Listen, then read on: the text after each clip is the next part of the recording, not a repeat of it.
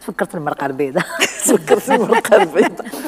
المرقه البيضاء هي غير حنا الجزائريين في الشمالي، في بلدان شمال افريقيا، غير الجزائر اللي عندها المرقه البيضاء. جيراننا ما عندهمش المرقه البيضاء. في تونس سي توجور دو روج، في المغرب سي سورتو جون بالكركم والزعفران. المرقه البيضاء هي اصل الاكل في الجزائر منذ بدايه التاريخ. دونك اكلنا الاصلي ابيض، اكلنا الاصلي ابيض.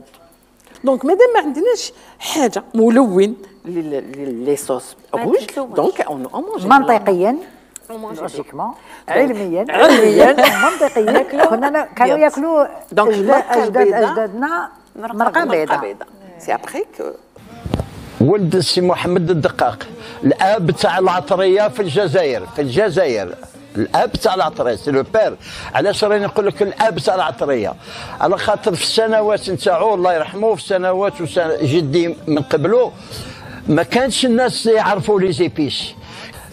احنا مجاورين المغاربه شويه متقدمين علينا في لي زيبيس، متقدمين. بدينا نتعلموا منهم. هذا تفاوه، هذه قرفه، هذا سكنجبير الى اخره. بدات الناس تتعلم